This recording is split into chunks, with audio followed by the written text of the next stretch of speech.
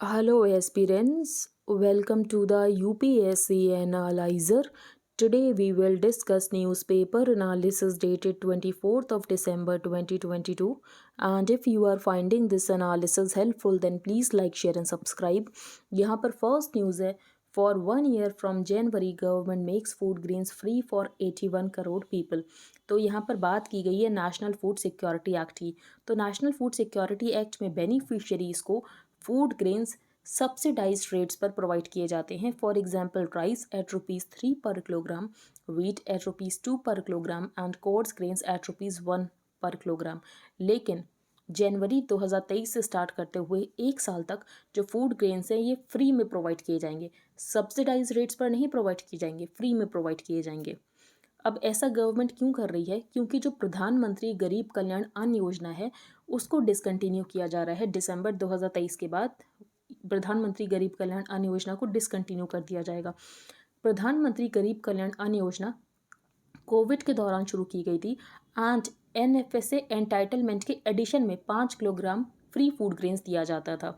तो बेसिकली यहाँ पर जो गवर्नमेंट है इसने यहाँ पर फिस्कल प्रूडेंस को भी देखा है, लेकिन यहाँ पर जो फूड सिक्योरिटी का इम्पेरेटिव है इसको ध्यान में रखते हुए ये कहा गया है कि जो एनएफएसए में बेनिफिशियरीज को सब्सिडाइज रेट्स पर फूड ग्रेन्स मिलते थे ये फ्री ऑफ कॉस्ट प्रोवाइड किए जाएंगे for a year. Combining fiscal prudence and the imperative of safety net, the Union government Friday said it would provide free food grains to beneficiaries under the National Food Security Act 2013 as per their entitlement for a year beginning January 2023. It has however discontinued the Pradhanmantri Garib Kalyan Ann Yojana जिसको कि Covid के दौरान launch किया गया था, under which 5 kilogram of free food grains was provided to every person on top of the NFSA entitlement of 5 kilogram food grains at subsidized rates. तो basically यहाँ पर सब्सिडाइज रेट्स पर फूड ग्रेन्स प्रोवाइड किए जाते थे. Rice eight ₹3 पर kilogram, wheat at ₹2 per kilogram and coarse grains at ₹1 per kilogram. लेकिन ये एक साल तक फ्री में दिया जाएगा. एनएफएसए कवर करता है 50% अर्बन पॉपुलेशन को एंड 75% रूरल पॉपुलेशन को. और दो categories of beneficiary house holds है. तो एक है Antyodaya Anna Yojana house holds and दूसरे हैं प्रायोरिटी हाउस होल्ड्स. तो अंत्योदय अन्न हाउस होल्ड्स में 35 किलोग्राम ऑफ फूड ग्रेन्स दिया जाता है पर मंथ इररिस्पेक्टिव कितने मेंबर्स है फैमिली में. तो while the Antyodaya Anna Yojana households are entitled to 35 kilogram of food grains per month irrespective of the number of family members. लेकिन जो प्रायोरिटी हाउस होल्ड्स हैं इनको फूड ग्रेन्स मिलता है कि आपके फैमिली में कितने मेंबर्स हैं. तो हर मेंबर के लिए 5 kilogram per month, each member 5 kilogram per month. अब ये फिस्कल प्रूडेंस कैसे है कि प्रधानमंत्री गरीब कल्याण अन्न योजना को तो आपने डिसकंटिन्यू किया, लेकिन आपने ये कहा है कि एनएफएसए में जो हम फूड ग्रेन्स प्रोवाइड करते हैं ये हम फ्री ऑफ कॉस्ट प्रोवाइड करेंगे. The government use to receive ₹13,900 crore in a year from selling subsidised food grains under the NFSA. तो गवर्नमेंट यहाँ पर रिसीव करती है 13,900 crore in a year from selling subsidised food grains under the NFSA. तो ये जब additional outgo हो जाएगा ये तो गवर्नमेंट यहाँ पर रिसीव कर नहीं पाएगी क्योंकि गवर्नमेंट तो यहाँ पर फ्री ऑफ कॉस्ट प्रोवाइड कर रही है. तो with this additional outgo the total food security bill ये पहुंच जाएगा 2 लाख करोड़. प्रधानमंत्री गरीब कल्याण अन्न योजना ये यहाँ पर गवर्नमेंट को कॉस्ट कर रहा है 1.8 lakh crore a year. Discontinuing the प्रधानमंत्री गरीब कल्याण अन्न योजना would however save the government ₹15,000 crore a month or about ₹1.8 lakh crore a year. तो यहाँ पर इसी की बात की गई है. And for the first time India will have a central food security legislation जहाँ पर बेसिकली पुअर को एक राइट दिया गया है to receive 5 kilogram food grains free of cost. Earlier the poor about 81 crore people comprising 75% जो कि रूरल एरियाज में रहते हैं एंड 50% जो कि अर्बन एरियाज में रहते हैं. तो इनको स्मॉल प्राइस पे करना पड़ता था. फॉर एग्जाम्पल राइस के लिए ₹3 पर किलोग्राम, वीट के लिए ₹2 per kilogram. The decision softens the blow the poor में सफ़र क्योंकि प्रधानमंत्री गरीब कल्याण अन्न योजना को डिसकंटिन्यू कर दिया जाएगा by the end of the month. Under प्रधानमंत्री गरीब कल्याण अन्न योजना the government provided 5 kilogram food grains free on top of the NFSA entitlement of 5 kilogram subsidised food grains. तो सिर्फ इतनी सी न्यूज़ है कि जो प्रधानमंत्री गरीब कल्याण अन्न योजना है इसको डिसकंटिन्यू किया जा रहा है एंड जो एनएफएसए में फूड ग्रेन्स सब्सिडाइज रेट्स पर दिए जाते थे इनको फ्री ऑफ कॉस्ट दिया जाएगा फॉर अ ईयर. अब हम चलते हैं आगे. Intranasal vaccine gets clearance as booster option in COVID fight and इसका नाम है इनकोवैक एंड इसको बनाया है भारत बायोटेक ने. Ramping up its anti COVID measures amid a surge in cases, क्योंकि चाइना में केसेस बहुत ज़्यादा इंक्रीज हो रहे हैं। The government has added Bharat Biotech's intranasal vaccine iNCOVACC to its vaccination programme as a mix and match और heterologous booster dose. अब heterologous booster dose का क्या मीनिंग है? इसका मतलब ये है कि अगर आपने पहले 2 डोजेस कोवैक्सीन के लिए रखे हैं या कोविशील्ड के लिए रखे हैं, तो आप बूस्टर डोज की तरह इसको ले सकते हो। INCOVACC is the world's first intranasal vaccine जिसको कि अप्रूव किया गया है as a booster dose. INCOVACC will be available as a booster dose only to adults जिन्होंने पहले से 2 डोज ले रखे हैं, या तो कोवैक्सीन के या तो कोविशील्ड के। It will not be administered to any other category. This is the second heterologous booster जिसको कि इंक्लूड किया गया है वैक्सीनेशन प्रोग्राम में आफ्टर कॉर्बेवैक्स इन अगस्त। अब हम चलते हैं आगे। बाकी फर्स्ट पेज पर कोई इंपॉर्टेंट न्यूज़ नहीं है, आप देख सकते हो, ये हमने डिस्कस कर लिया है। अब बेसिकली जो विंटर सेशन है इसको कट शॉर्ट कर दिया गया। The opposition says that the winter session winding up 6 days ahead of schedule is indicative of the fact that the government lacked a definite roadmap in terms of bills and agenda। Important नहीं है, अब हम चलते हैं आगे। यहाँ पर बात की गई है एक पीवीटीजी की, एंड ये है पहाड़िया कम्युनिटी, अ पीवीटीजी इन झारखंड। ठीक है, सिर्फ यही न्यूज़ इंपॉर्टेंट है, पहाड़िया कम्युनिटी अ पीवीटीजी इन झारखंड। बाकी ये न्यूज़ इंपॉर्टेंट नहीं है, इंटरफेथ लव स्टोरी। अब हम चलते हैं आगे। यहाँ पर बात की गई है एक वाइल्ड लाइफ सेंचुरी की, महादेवी वाइल्ड लाइफ सेंचुरी, जो कि है गोवा में। नेक्स्ट हम चलते हैं आगे। Maoist violence that's down, Chhattisgarh sees rise in cases. तो वैसे तो लेफ्ट विंग एक्सट्रीमिज्म के जो यहाँ पर इंसिडेंट्स ऑफ वॉयलेंस है, इसमें हमें ड्रॉप देखने को मिला है 77% का बिटवीन 2009 एंड 2021। लेकिन अगर हम स्टेट वाइज डेटा देखें तो हमें इन इंसिडेंट्स में इंक्रीज देखने को मिला है कुछ स्टेट्स में। State wise data showed an increase in such incidents in Chhattisgarh, MP and Telangana this year in comparison to the previous year, and a decrease in incidents in Maharashtra, Orissa, Jharkhand and Bihar. तो बेसिकली लेफ्ट विंग एक्सट्रीमिज्म इतना कम हो कैसे गया? जैसे कि बताया गया है कि ड्रॉप किया है बाई 77% बिटवीन 2009 एंड 2021। तो एक पॉलिसी लेकर आई गई थी। The central government approved a national policy and action plan in 2015, और ये पॉलिसी यहाँ पर मल्टी प्रोंग्ड स्ट्रैटेजी की बात करती है कि सिक्योरिटी रिलेटेड मेजर्स लिए जाएंगे, डेवलपमेंट इंटरवेंशंस किए जाएंगे, जो लोकल कम्युनिटीज़ हैं उनके राइट्स को इंश्योर किया जाएगा, उनके एंटाइटलमेंट्स को इंश्योर किया जाएगा। Steadfast implementation of this policy has resulted in consistent decline in violence in left-wing extremism affected areas, और इंसिडेंस जो है लेफ्ट विंग एक्सट्रीमिज्म का ये यहाँ पर रिड्यूस हुआ है by 77% from a high of 2213 in 2010 to 509 in 2021। The COVID spectre again ये हम डिस्कस नहीं करेंगे। टैकलिंग बेजिंग ये भी हम डिस्कस नहीं करेंगे। नेक्स्ट है अ मोर एक्सेसिबल हाउस।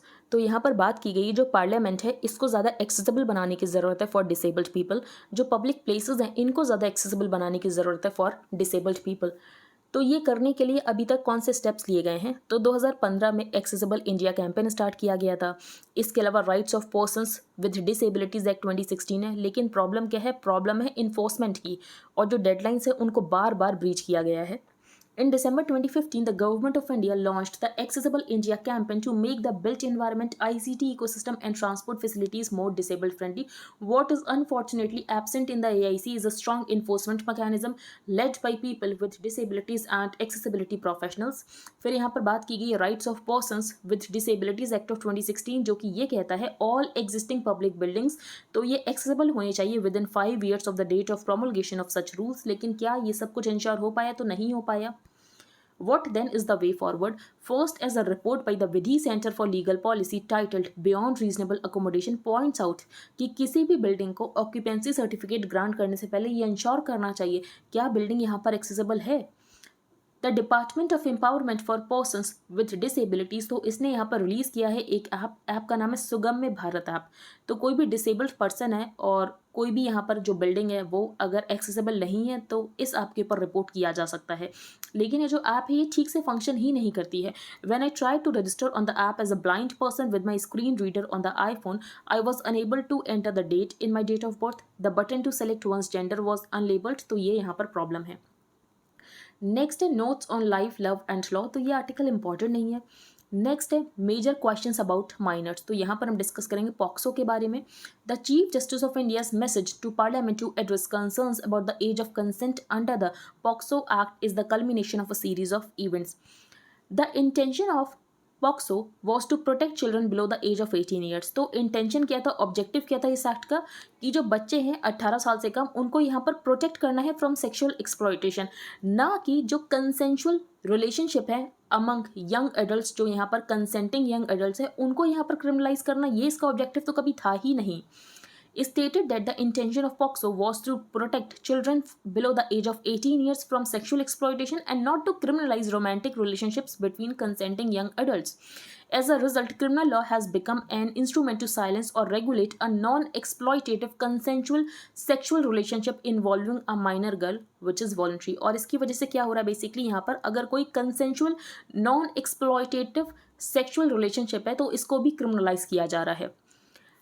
फिर यहाँ पर बात की गई है पॉक्सो की, एमटीपी की and the child marriage act, जो कि एक सोशियो लीगल वेब क्रिएट कर दिया गया है एंड जो माइनर गर्ल है उसको डिप्राइव किया जा रहा है राइट टू डिग्निटी से, लिबर्टी से, sexual and reproductive health and undermines her privacy. This also feeds into a milieu of poor sexual awareness among young girls. The legal aspects of teenage sexuality have undergone several changes since colonial times.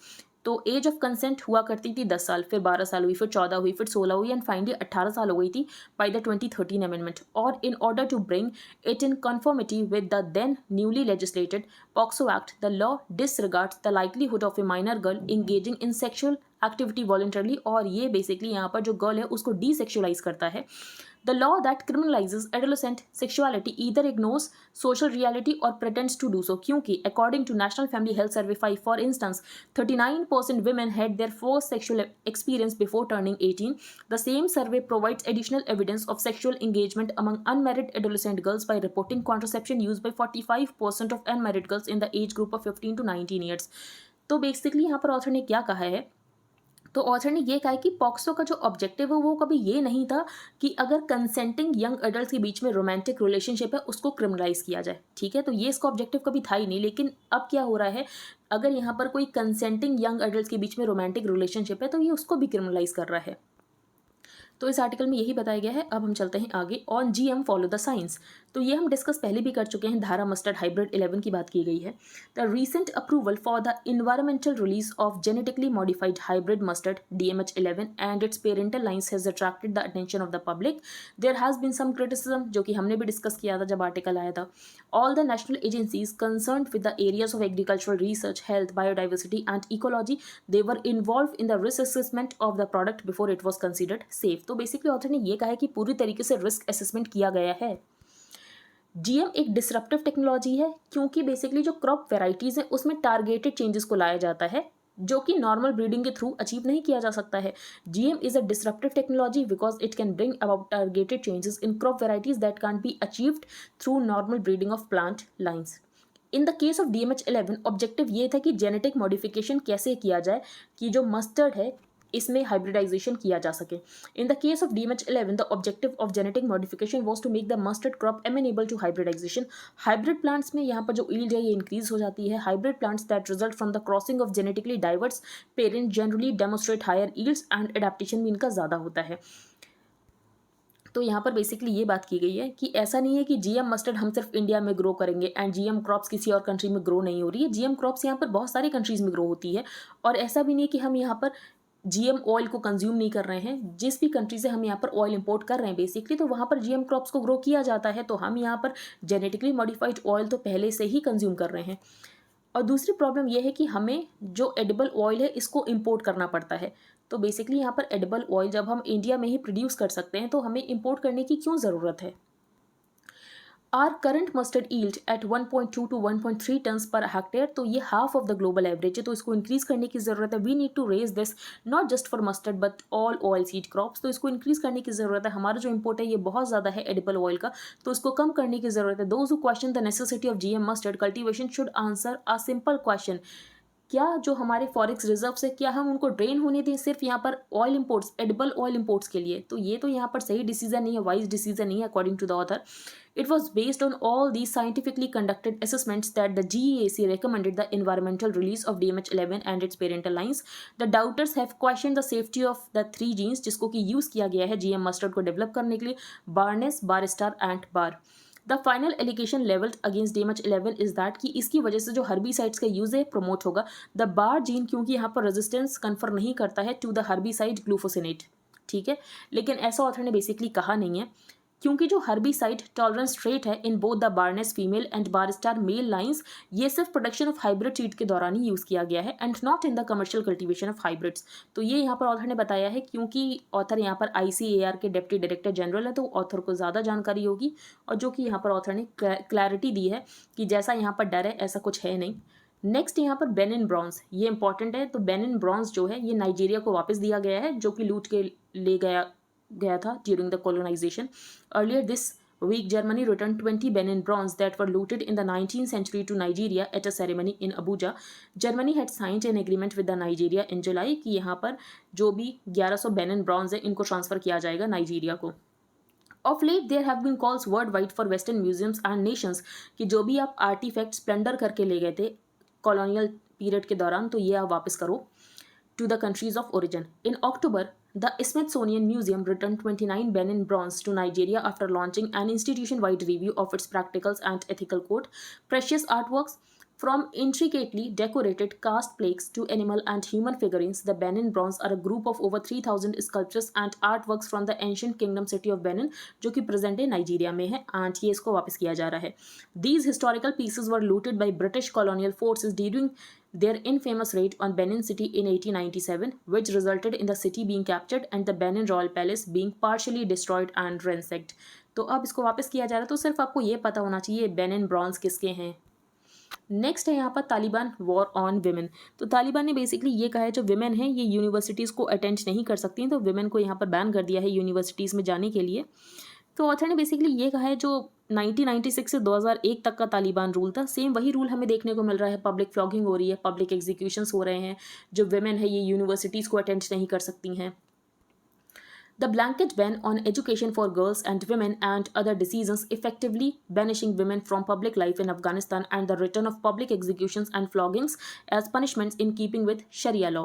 तो basically यहाँ पर तालिबान ने wait किया कि international community यहाँ पर तालिबान को recognise कर ले, तभी तक तालिबान ये सारे स्टेप्स नहीं ले रहा था कि यहाँ पर जो विमेन है उसको यहाँ पर ये कह देना चाहिए जो विमेन है ये पब्लिक स्पेसेस में नहीं जा सकती हैं। लेकिन अब धीरे धीरे तालिबान ने ये करना स्टार्ट कर दिया क्योंकि तालिबान को भी पता चल गया कि कोई भी कंट्री मुझे तो अभी रिकॉग्नाइज कर ही नहीं रहा है। The ban makes Afghanistan the only country in the world where girls and women are denied access to education. Until December 20, women could attend colleges and universities. हाँ, लेकिन यहाँ पर gender segregated and gender changes किए गए थे time table में, लेकिन अब तो ये भी नहीं किया जाएगा। Even though primary and elementary schools remained open, the ban on secondary education had a chilling effect on them, और ban यहाँ पर effectively total है। Hopes went up temporarily earlier this month जब तालिबान ने बेसिकली गर्ल स्टूडेंट्स को allow किया था कि आप हाई स्कूल के एग्जाम्स दे सकते हो। क्लासेस नहीं अटेंड करने दिए थे लेकिन एग्जाम्स देने दिए थे। A network of underground secret schools sprang up so that basically अगर 2-3 साल तक बच्चा नहीं पढ़ता तो वो भूलने लगता जो कुछ उसने पहले पढ़ा था। तो यहाँ पर जो सीक्रेट स्कूल्स हैं ये इस तरीके से चलाए जा रहे हैं कि यहाँ पर जो गर्ल चाइल्ड हैं ये बेसिकली जो भी उन्होंने पढ़ा है एलिमेंट्री एजुकेशन वो ये सब ना भूलें। Since Wednesday, though, the denial of education to women is complete. Women teachers have been banned from working. तो women teachers भी यहाँ पर काम नहीं कर सकती हैं. Along with the medical profession and police, teaching was one of the few remaining avenues for working women. तो basically तालिबान के रूल में women का invisibilization हो रहा है. The Taliban have also resumed the practice of public punishment, their calling card in the late 1990s. The word is outraged. तो यहाँ पर सऊदी अरेबिया, UAE, पाकिस्तान तो इन सब ने यहाँ पर तालिबान को क्रिटिसाइज किया है और इस बैन को कंडेम किया है। Taliban's gender persecution may amount to a crime against humanity under the Rome Statute to which Afghanistan is a state party. तो ये crime against humanity है ऐसा जर्मन फॉरेन मिनिस्टर ने कहा है। India has said it is concerned, तो India ने यही कहा कि हम यहाँ पर कंसर्न है और हमने बेसिकली ये कहा है कि जो इंक्लूसिव एंड रिप्रेजेंटेटिव गवर्नमेंट होनी चाहिए तालिबान में। अब जो इंडिया है, इंडिया ये सोच रहा है कि जो अफगानिस्तान की सॉइल है इसका यूज्ड अगेंस्ट इंडिया ना हो जाए। तो अभी तो हमारा सबसे बड़ा कंसर्न यही है कि जो अफगानिस्तान का सॉइल है इसका यूज्ड अगेंस्ट इंडिया नहीं होना चाहिए क्योंकि वहाँ पर लश्कर तैयबा की प्रेजेंस है, जैश ए मोहम्मद की प्रेजेंस है। Other than ISIS and al Qaeda, Pakistani origin terror group such as Lashkar Taiba, Jaish e Mohammed are reportedly present in Afghanistan. तो हमारे कंसर्न्स खुद को लेकर ज़्यादा हैं। New Delhi seems to hope that its presence in Kabul will somehow ensure that Afghan soil is not used against India। तो बस हम ये नहीं चाहते कि अफगान की धरती का यूज़ इंडिया के अगेंस्ट होना चाहिए। With relations between the regime and its benefactors, तो regime Taliban, benefactors Pakistan, is not so warm at the moment। New Delhi believes it has an opportunity कि जो भी हमारी लॉस्ट इन्फ्लुएंस हो गई अफगानिस्तान में हम इसको वापस से रिट्रीव कर सकें। While the stated objective of the reopening of the diplomatic mission in Kabul was the continuation of our engagement with the Afghan people, लेकिन जो मिशन है इसकी कोई ऐसी पब्लिक आउटरीच नहीं है कि हमारे यहाँ पर जो पीपल टू पीपल कनेक्शन है कुछ इंक्रीज हो रहा है, ऐसा कुछ नहीं हो पा रहा है। Next, recalling Iqbal national poet of Pakistan spotlighted in UP school. तो Iqbal the most celebrated is the immortal, Saare Jahan से अच्छा हिंदुस्तान हमारा, तो ये इनकी पोएम है, ये आपको पता होना चाहिए। When he wrote सारे जहाँ से अच्छा, इकबाल वॉज 27 ईयर्स ओल्ड, और ये यहाँ पर बात करते थे जो इंडिया होना चाहिए ये प्लूरलिस्टिक होना चाहिए जहाँ पर हिंदूज़ एंड मुस्लिम्स हारमनी में रहें। लेकिन बाद में इनकी जो आइडियोलॉजी है ये चेंज होती गई और इनका यहाँ पर मानना था कि एक नया देश होना चाहिए जो कि पाकिस्तान होना चाहिए मुस्लिम्स के लिए। In his later life Iqbal came to favour the idea of a separate nation for Muslims and is thought to have been the chief influence behind Mohammad Ali Jinnah's Pakistan project.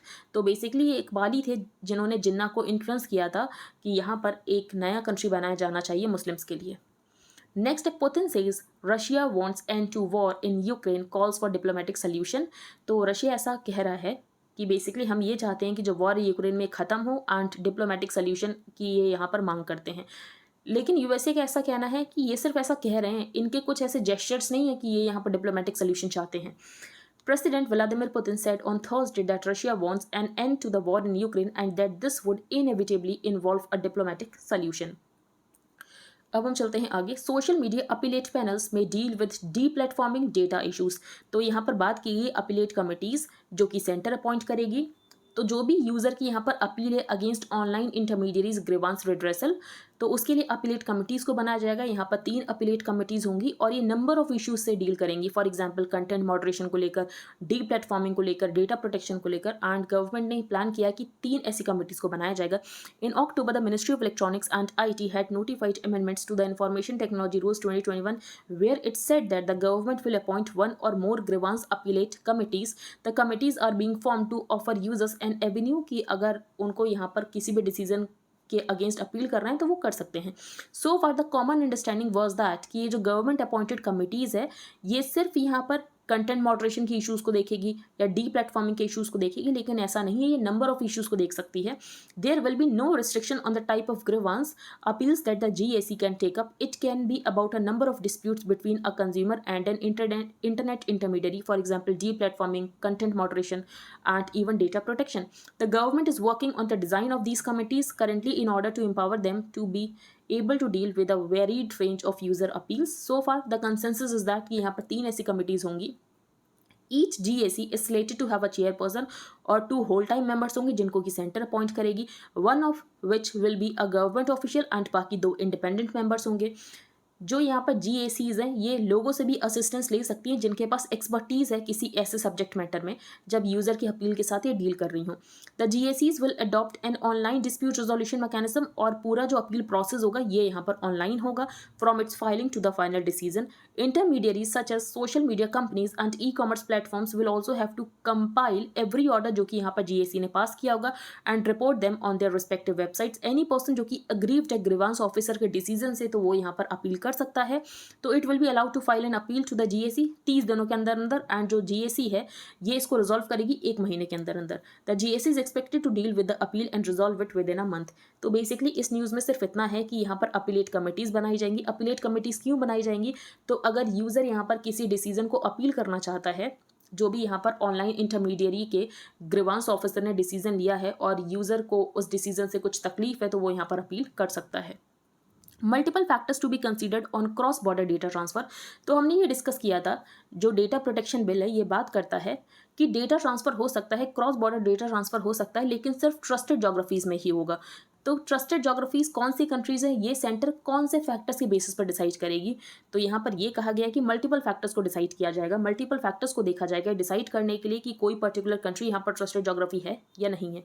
As far as cross border data flows are concern the government will consider factors like enforceability of Indian citizens rights, reciprocity and यहाँ पर जो तीसरा important point है वो ये है, क्या जो हमारी इन्फोर्समेंट एजेंसीज है वो उन कंट्री से डेटा को एक्सेस कर पाएंगी अगर कोई इमरजेंसी सिचुएशन है। तो ये कुछ फैक्टर्स हैं जिनको कंसिडर किया जाएगा ट्रस्टेड जोग्राफीज को डिसाइड करते समय।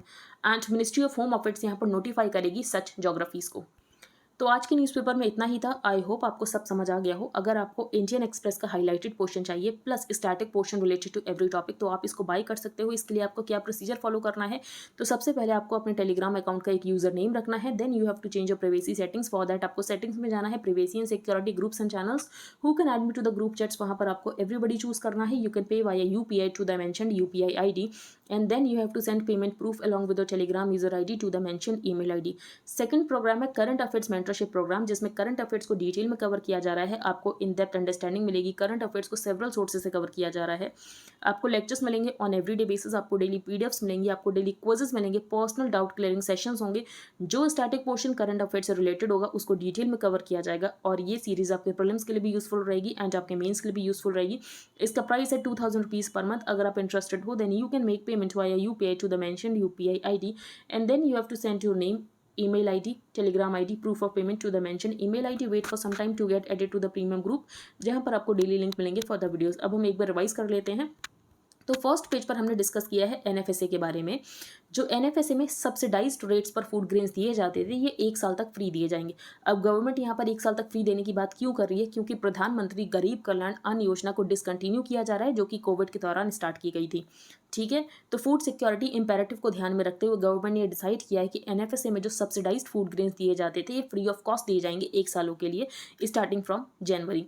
फिर हमने डिस्कस किया जो एनएफएसए है ये 50% अर्बन पॉपुलेशन को कवर करता है एंड 75% रूरल पॉपुलेशन को कवर करता है। एंड यहाँ पर 2 categories of beneficiary house holds है, एक तो है Antyodaya Anna Yojana house holds and दूसरे हैं प्रायोरिटी हाउस होल्ड्स। तो Antyodaya Anna Yojana households entitle to 35 kilogram of food grains per month irrespective की फैमिली में कितने मेंबर्स हैं। लेकिन जो प्रायोरिटी हाउस होल्ड्स हैं इनको फूड ग्रेन्स मिलता है depending on the number of family members and her member के लिए 5 किलोग्राम पर मंथ। नेक्स्ट हमने यहाँ पर इंट्रा नेजल वैक्सीन के बारे में डिस्कस किया जिसका नाम है इनकोवैक एंड ये भारत बायोटेक ने बनाई है और इसको ऐड कर दिया गया है बूस्टर डोज की तरह हेट्रोलॉगस बूस्टर डोज। हेट्रोलॉगस का मतलब क्या होता है कि अगर आपने 2 डोजेस पहले कोवैक्सिन या कोविशील्ड के लिए हैं तो आप इसको बूस्टर डोज की तरह ले सकते हो। तो इंट्रानेजल वैक्सीन है, इसका नाम है iNCOVACC and iNCOVACC is the world's first intranasal vaccine to be approved as a booster dose. और इसके अलावा ये सेकंड हेट्रोलॉगस बूस्टर है जिसको कि इंक्लूड किया गया है वैक्सीनेशन प्रोग्राम में आफ्टर कोर्बेवैक्स इन अगस्त। नेक्स्ट हम चलते हैं आगे। यहाँ पर हमने डिस्कस किया था पहाड़िया कम्युनिटी के बारे में जो कि पीवीटीजी है झारखंड में। नेक्स्ट हमने यहाँ पर एक वाइल्ड लाइफ सेंचुरी डिस्कस की है जिसका नाम है महादेई जो कि है गोवा में। नेक्स्ट माइस्ट वायलेंस जो है ये डिक्रीज हुआ है, लेफ्ट विंग एक्सट्रीमिज्म डिक्रीज हुआ है, ड्रॉप हुआ है बाई 77% बिटवीन 2009 एंड 2021। अब ये क्यों डिक्रीज हुआ है, तो इसके लिए एक पॉलिसी लेकर आई गई थी national policy and action plan in 2015 जो कि यहाँ पर मल्टी प्रॉन्ग्ड स्ट्रेटजी की बात करती है कि सिक्योरिटी रिलेटेड मेजर्स लिए जाएंगे, डेवलपमेंट इंटरवेंशंस किया जाएगा, जो लोकल कम्युनिटीज़ हैं उनके राइट्स को इंश्योर किया जाएगा, उनकी एंटाइटलमेंट्स को इंश्योर किया जाएगा एंड लेफ्ट विंग एक्सट्रीमिज्म जो है ये काफ़ी कम हुआ है। अ मोर एक्सेसिबल हाउस, तो जो पब्लिक स्पेसेस हैं जो पार्लियामेंट है इसको ज़्यादा एक्सेसिबल बनाने की ज़रूरत है डिसेबल्ड पीपल के लिए। 2015 में एक्सेसिबल इंडिया कैंपेन शुरू किया गया था। Rights of persons with disabilities act 2016 है एंड एक सुगम्य भारत ऐप है, लेकिन सुगम्य भारत ऐप ठीक तरीके से फंक्शनल नहीं है। मेजर क्वेश्चंस अबाउट माइनर्स, तो यहाँ पर बात की गई है पॉक्सो की। अब पॉक्सो में प्रॉब्लम क्या है, तो पॉक्सो में प्रॉब्लम ये है कि बेसिकली जो यहाँ पर कंसेंटिंग रिलेशनशिप्स हैं ये उसको भी क्रिमिनलाइज कर देता है, तो ये नहीं होना चाहिए, इसको ही लेकर यहाँ पर बात की गई। Stated that the intention of the POCSO was to protect children below the age of 18 years from sexual exploitation and not to criminalize romantic relationships between consenting young adults। और बेसिकली यहाँ पर ऑथर ने ये कहा है कि जो यहाँ पर माइनर गर्ल्स हैं ये जो एक्ट है ये उसको उसकी सेक्सुअल एजेंसी से डिप्राइव करता है, sexual and reproductive health and undermines her privacy. This also feeds into a milieu of poor sexual awareness among young girls.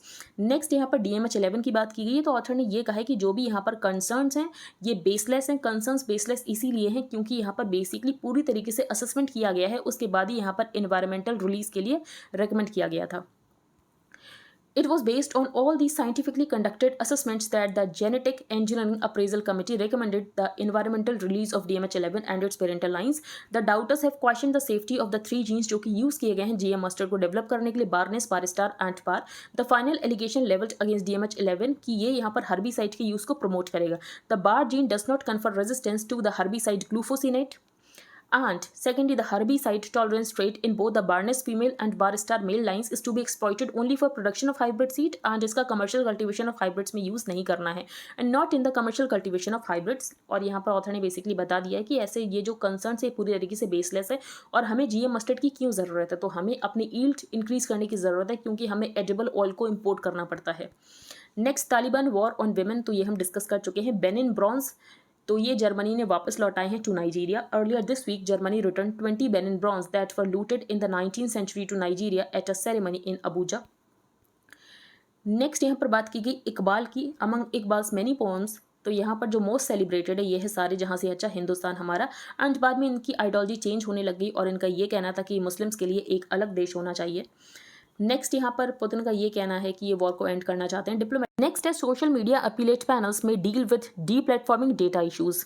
तो बेसिकली ये जो ग्रीवांस अपीलेट कमेटीज होंगी ये नंबर ऑफ इश्यूज से deal करेंगी, जैसे कि deplatforming, data issues, data protection. इसके अलावा गवर्नमेंट यहाँ पर 3 ऐसी कमिटीज़ बनाएंगी। The ministry of electronics and IT had notified amendments to the information technology rules 2021 where it said that government यहाँ पर एक से ज़्यादा ग्रीवांस अपीलेट कमिटीज़ बनाएगी। एंड ये डिसाइड किया गया कि 3 ग्रीवांस अपीलेट कमिटीज़ को बनाया जाएगा। The committees are being form to offer users an avenue to appeal decisions, जो कि यहाँ पर ग्रीवांस ऑफिसर ने लिया है ऑनलाइन इंटरमीडियरीज के। तो अगर ऑनलाइन इंटरमीडियरीज के ग्रीवांस ऑफिसर ने कोई डिसीजन लिया है एंड यूज़र यहाँ पर अपील करना चाहता है तो वो यहाँ पर अपील कर सकता है ग्रीवांस अपीलेट कमेटी में। Multiple factors to be considered on cross border data transfer, तो क्रॉस बॉर्डर डेटा ट्रांसफर के लिए यहाँ पर मल्टीपल फैक्टर्स को कंसिडर किया जाएगा कि कौन सा कंट्री यहाँ पर ट्रस्टेड ज्योग्राफी हो सकता है। फॉर एग्जांपल जो हमारी इन्फोर्समेंट एजेंसीज हैं क्या वो उस कंट्री से डेटा को एक्सेस कर सकती हैं, तो ये यहाँ पर कुछ फैक्टर्स कंसिडर किए जाएंगे डिसाइड करने के लिए कि कौन सी कंट्री यहाँ पर ट्रस्टेड ज्योग्राफी है। The Ministry of Home Affairs will be in charge of notifying such geographies and Ministry of Home Affairs यहाँ पर in charge होगी of notifying such geographies। I hope आपको सब कुछ क्लियर हो गया हो। अगर आपका कोई भी डाउट हो तो आप टेलीग्राम ग्रुप पर पोस्ट कर सकते हो। If you liked the video then please like, share and subscribe. Thank you and have a nice day।